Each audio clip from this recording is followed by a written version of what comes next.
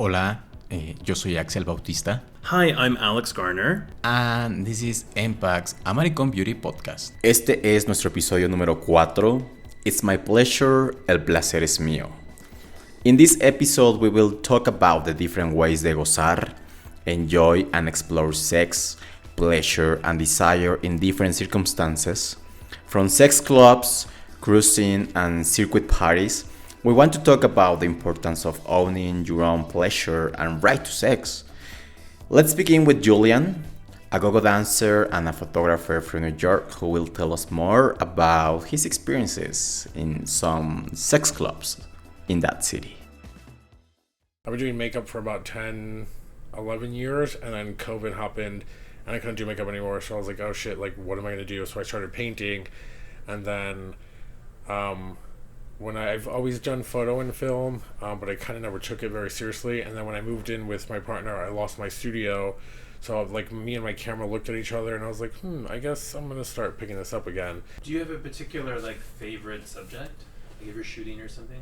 I'm definitely portrait. I do want to do more fetish work. It is something that's interesting. I just haven't really found it's interesting. Like you'd think people would want to shoot more, especially when I do it for free. But it's still trying to hard. But I do want to enter the fetish world. What do you consider a fetish? How would you describe the fetish world for people who are unfamiliar? Well, more sexual. It is exploring harnesses and leather and kind of masculinity. But even there's a whole toxic, fragile masculinity in that thing too. And kind of more the dirtier work. A lot of people know Tom Finland, but they don't actually know what Tom Finland actually did. They love to wear the leather, but they don't actually know what it means. So I think kind of pulling that out, and I shouldn't have to educate people, but kind of doing that, I guess, is where I would want to take it. Because I think we had this conversation about hanky code, and if you don't know, if you go to a leather bar and you're in yellow, and just because you like yellow, but someone's going to take that another way. So I think a lot of I think it became a little bit more mainstream, and I kind of would want to highlight about what it actually was.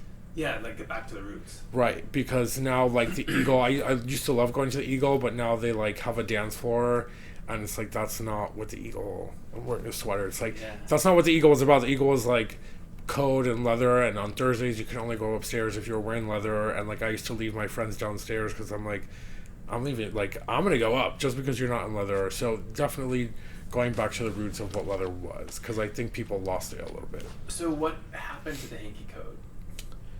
Well, men used to do that because there was no other way to communicate, so you weren't able to be gay out in public, and that's how I think now, because it's more accepted, we are okay to go out and live our lives as gay men, that you don't necessarily need it unless you're going to a fetish specific party where you're flagging because you just want people to know that already, where that conversation doesn't have to happen. But that also doesn't really happen that much in New York anymore either, which is sad. There was a certain mystique. Correct. Which is a really gay word to use. It was risque, right? You went there and you're oh shit, what's gonna happen? You're about to go, it's a whole experience, and now you walk in there and it's you have to wait a line to get in. When I first went to the Eagle, I was oh my god, I love this shit. And How old were you when you first went? Honestly, I don't really remember. Very young. But definitely it's. Did you have a fake ID? I think I was still. No, I think I was over age when I first went. Okay. And what was it like? A little scary at first, and then it was just it was nice to just kind of see people. There was no inhibitions, and it was just a place where you were able to kind of be what you wanted to be in a very sexually accepting. I think if you've gone to the Eagle, you probably have seen some crazy things. And then just kind of feeling normal in a fucked up way, going to a place that people wouldn't consider normal. For me, it was oh, I actually can relate. This feels like me. Mm-hmm. Yeah. So most people, it was just it was more culture shock, oh shit, this exists. And then being okay, I'm down. I like this. I always think it's so fascinating to go to those spaces sort of earlier in the evening where everyone's sort of horny and cruising, but they're always sort of waiting for someone else to start it.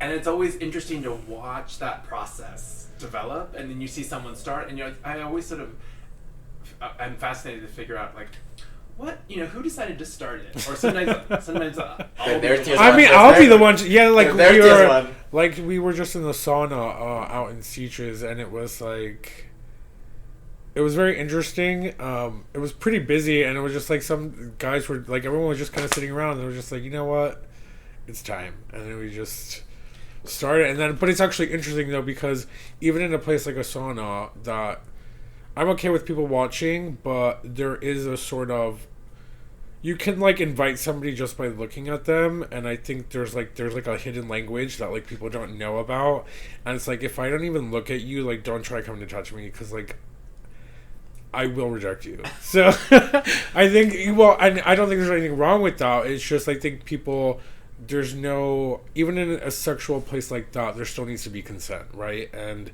even if it is just a look, I think people kind of forget about that. Yeah, that's true. Well, I think this goes back to the hanky code historical component, that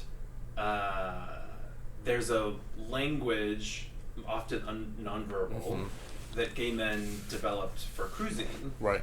That a lot of younger gay men didn't have to experience. Well, because now everyone like is on Grindr, and it's like there's like nothing, which is terrible.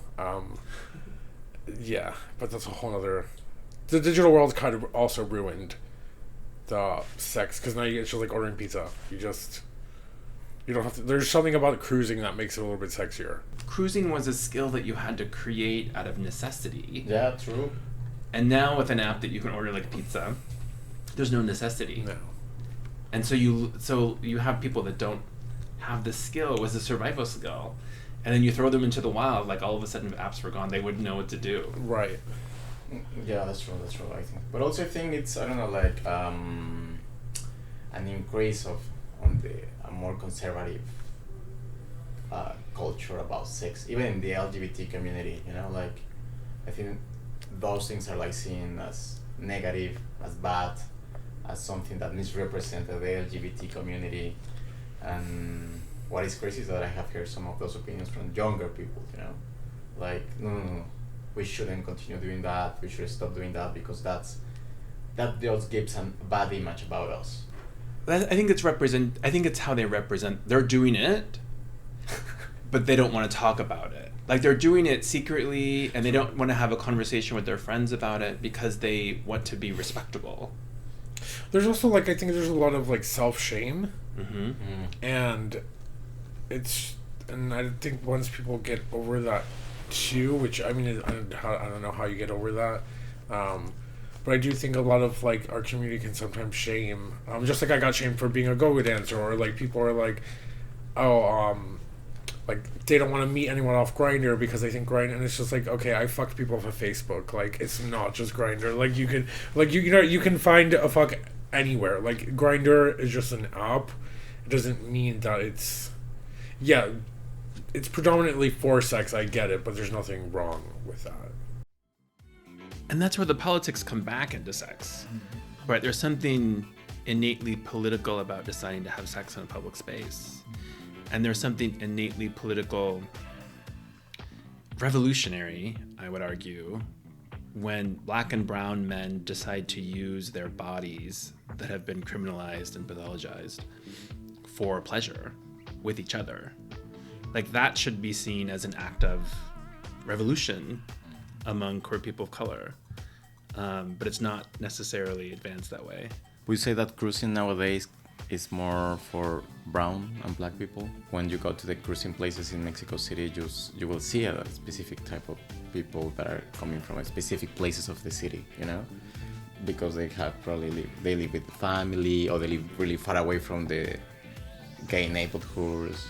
It's also interesting to think about who students who sort of cultivates those spaces, right? So like Chiquero, it was like chacales. The guy who works at the front door who lets you in is a chacal. The guy at the coat check, the guy at the bar, the owner, the guy who does security. So they've all sort of cultivated this space and brought in everyone like them, and so you had a space that predominantly inadvertently created community for them.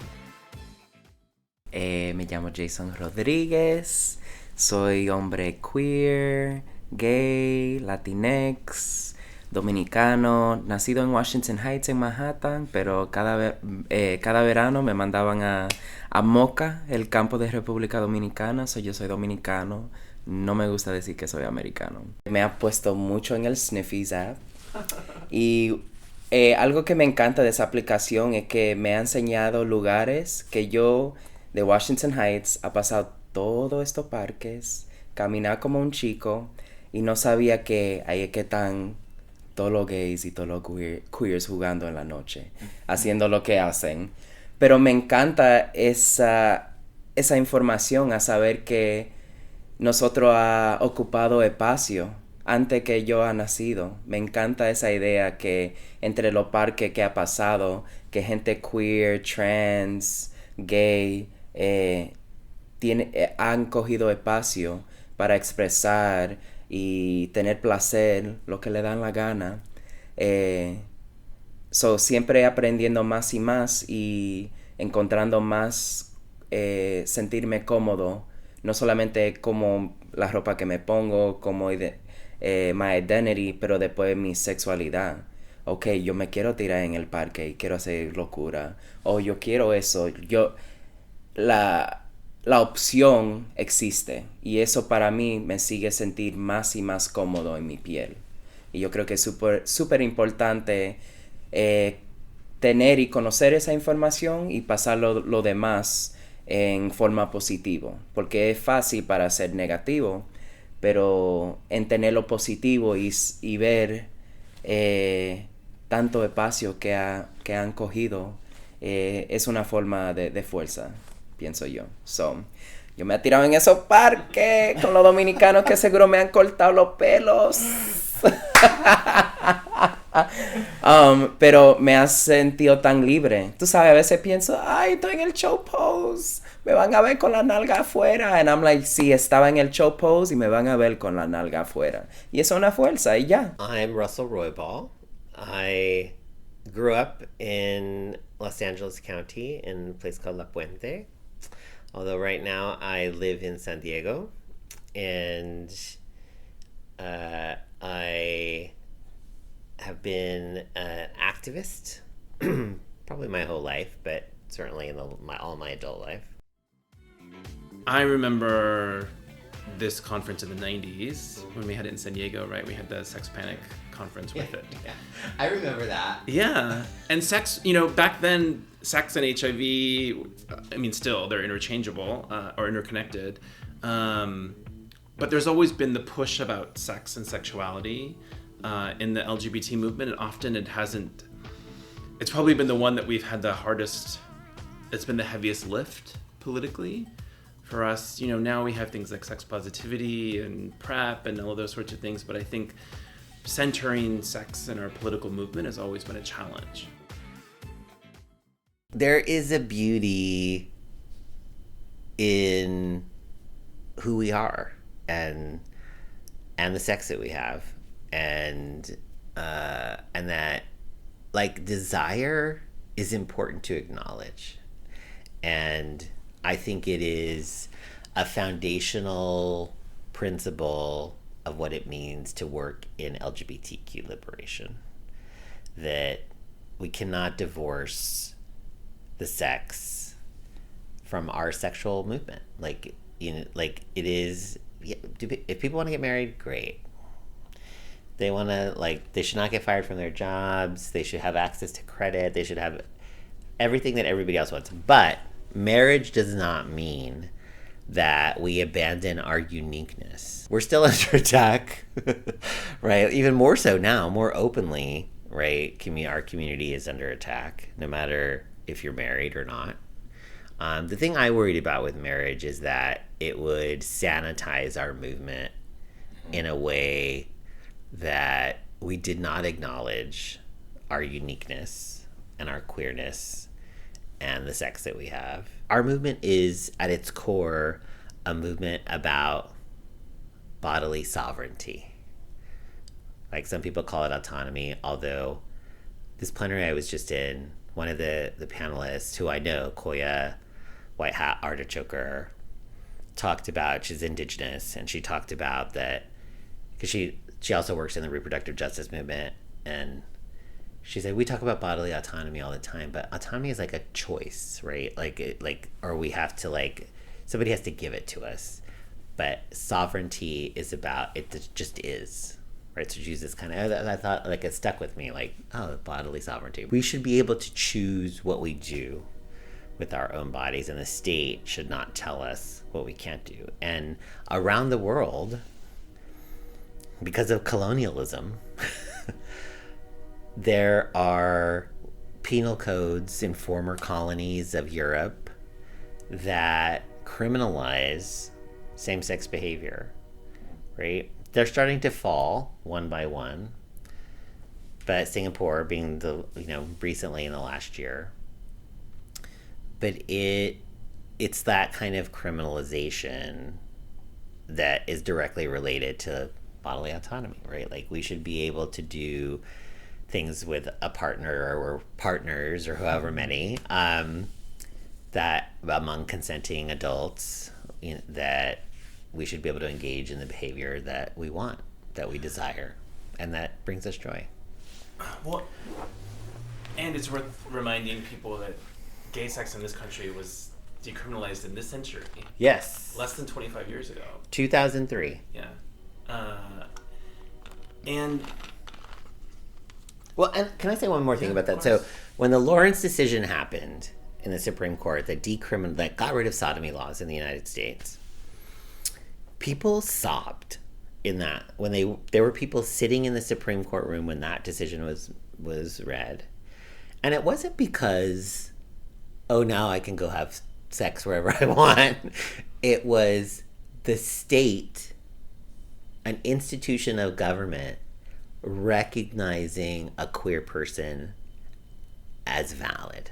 Like there was validity in those words on that page, that we were not freaks or abnormal or there was something wrong with us, but that it was an acknowledgement by a government that we were real people.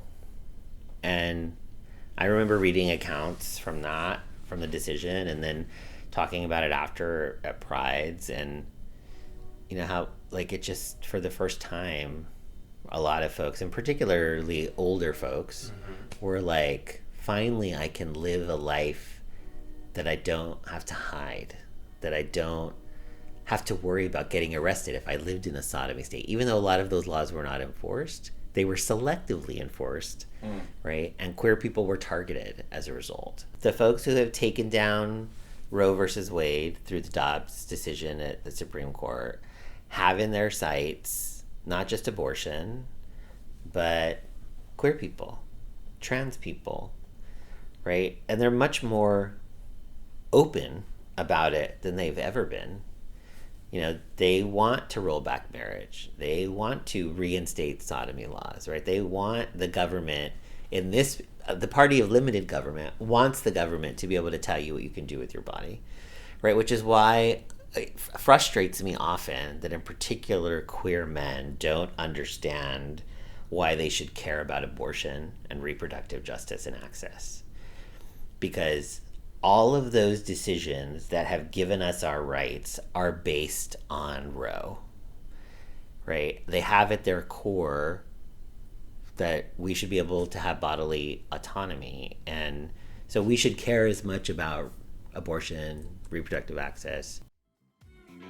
Body autonomy is also part of migration, like your ability to move from one place to another. And so all of those lines are interconnected, and particularly for our communities.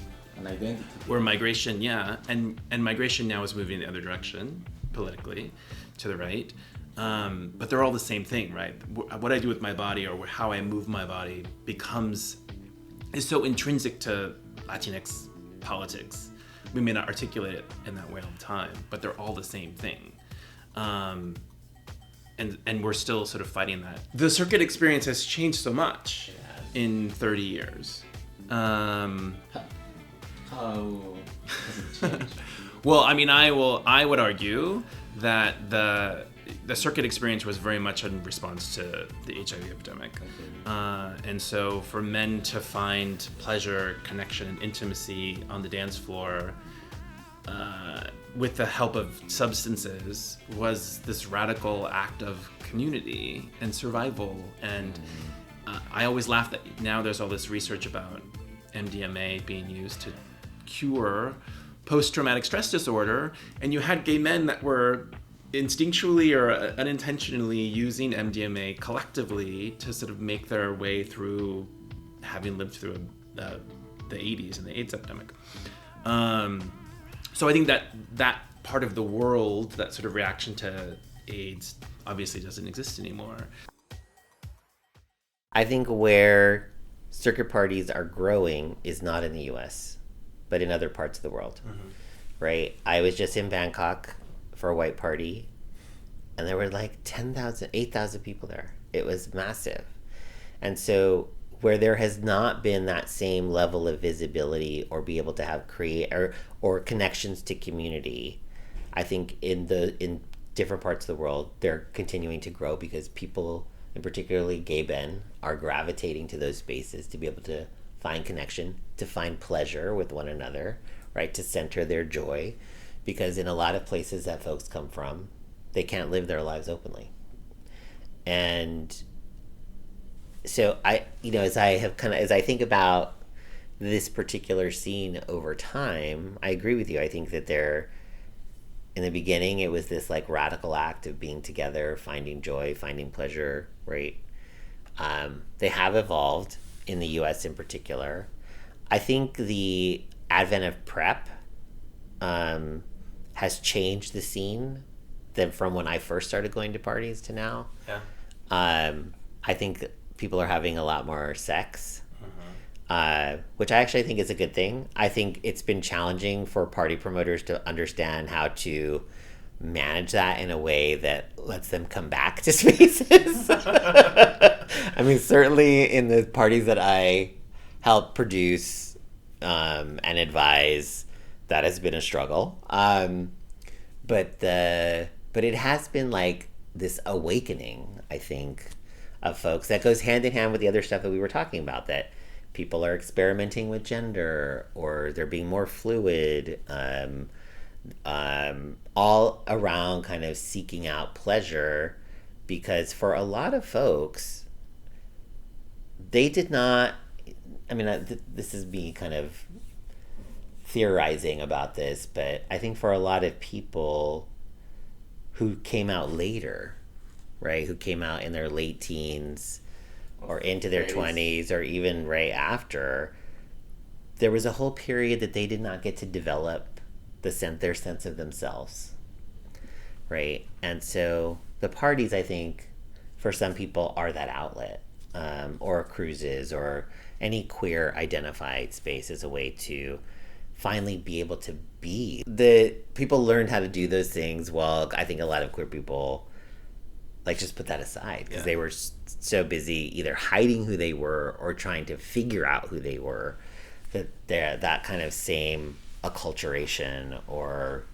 growth did not happen. And so these different kind of pleasure spaces or relationship building spaces, so however you define relationship, I don't mean like a traditional sense of that, that people are engaging in.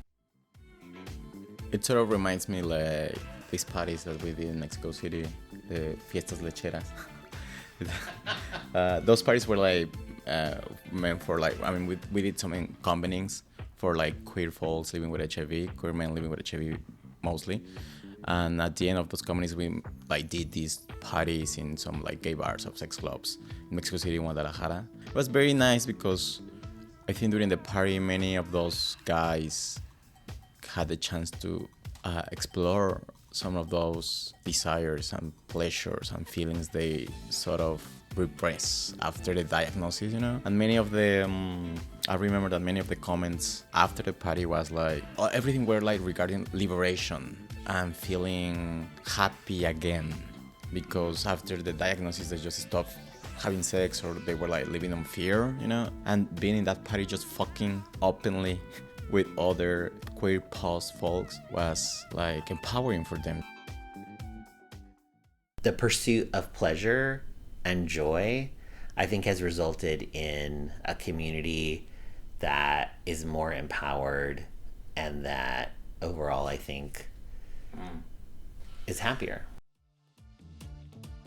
Well, I think we just come to the very end of this episode, and I just wanna say thank you, gracias, to our guests, Russell, Julian, and Jason. Again, thank you very much for sharing your experiences, your stories. Muchas gracias. Thanks for listening to this episode. Join us each week for our American Beauty podcast. Adiós. Bye.